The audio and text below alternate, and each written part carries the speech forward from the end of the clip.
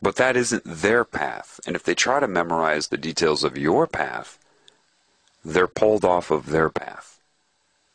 This is why I have been really careful not to give too much information about my path. People always ask me, tell me how this all began.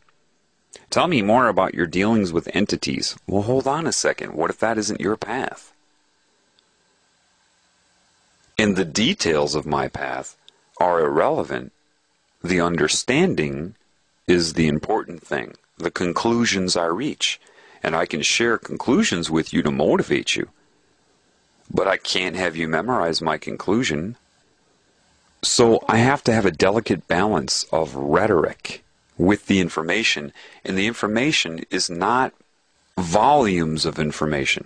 It's enough to make my point clear. It's enough to show you that I've learned. But I don't want you to memorize the details of my life. One who really cares for you will be attentive to that. And the idea of indoctrinating somebody with an oath is absolute evil. Why? Because they're declaring they do not want you to be a creative being and extract your own meaning. You will go through steps in which they will spoon feed you meaning. And because it's more meaning than you had before, more knowledge, you're really impressed by it. You think you're actually getting something. You think that you're being empowered. When they know that by keeping you from being able to extract meaning on your own, they've got complete control over you. They've pulled you off of your path. But if they did that successfully, you would never even have thought of that, now would you? Because you won't extract your own meaning, you see? Nevertheless, somebody with a lot of knowledge, if they're on a broadband connection and they're speaking to somebody in a 56K connection, it's anything but easy to tell the truth. Like I said before, one in the know can say the truth very easily to another in the know. If one in the know is speaking to an individual that is not in the know, saying the truth is anything but easy. Why?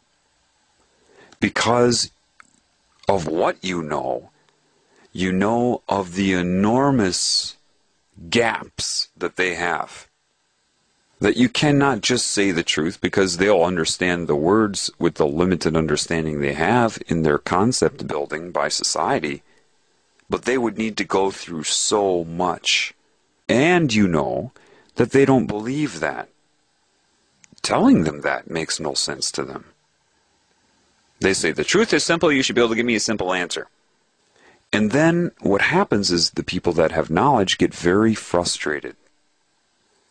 The very moment you interrupt them or cut off what they're saying to you when they have to extend great patience to try to tell you the truth, and you cut them off and want to give them your opinion, or you tell them that you agree with them or disagree.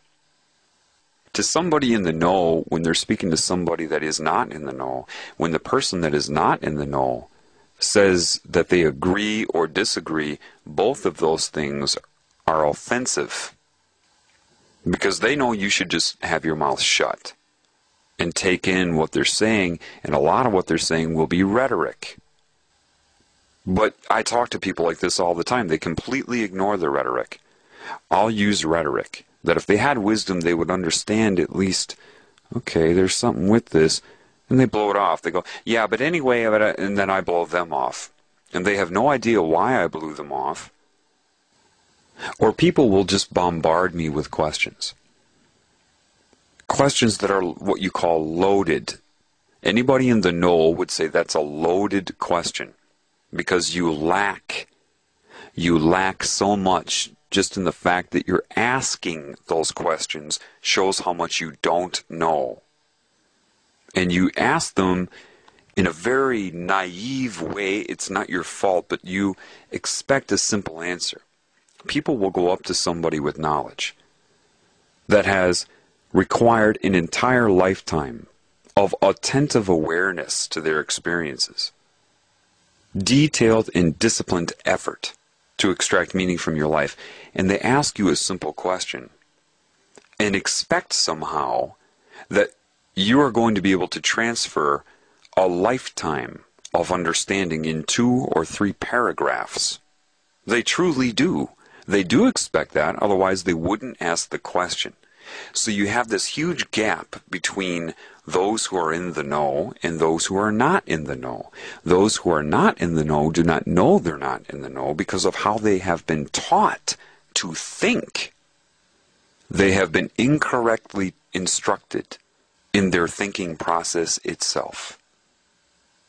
They have been taught to look outside of themselves for answers. They have been misinformed about what answers are because they've spent their whole life having the meaning spoon-fed to them.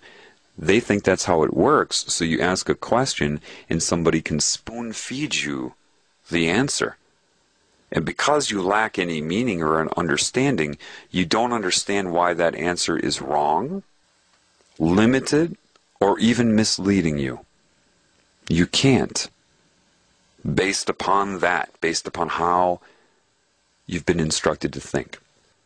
So a lot of people that have knowledge, when they interact with the average person, they get very, very frustrated. Very.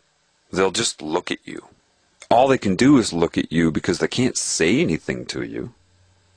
You would not be able to extract meaning from what they say. They said gum. All you would do is hear chewing gum.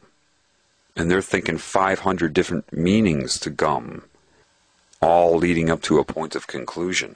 If you lack that, it's a waste of time to tell you anything. This is why, when you hear someone tell you that you cannot be told the truth, this is why. So they'll look at you and they'll have that look. And those in the know understand that look. It's a look that says, you know so little. You know absolutely nothing and don't know it. To tell you what I know, I would need 500 mouths and have to be able to speak 500 different sentences simultaneously, all at the same time, to express what I know, and you would have to be able to interpret 500 simultaneous sentences flowing at you at once. That's what that look says. And the look also says you don't even know that. And if I told you that, you would call me arrogant because you've been trained to call people arrogant. You don't even know what that means. So they'll just sit there and shake their head at you. They shake their head from side to side because they're paralyzed. It's the questions you ask, the way that you ask the questions, and what you do if they actually try to answer them. How long does it take before you cut them off, roll your eyes, or get distracted by something that occurs in the room, like a cat being distracted by bright and shiny objects?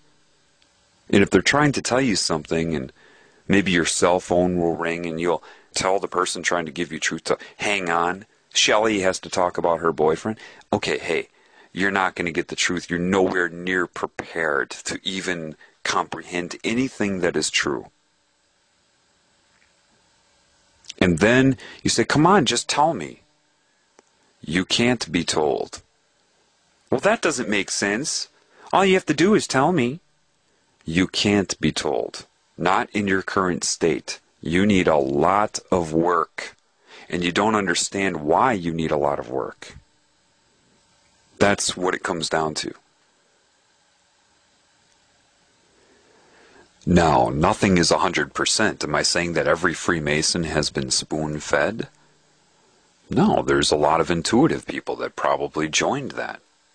But they were naive enough to be sucked in. But some of these people may want to tell the world things. Maybe they thought, you know, this isn't fair. I got to tell them what's going on. And they tried.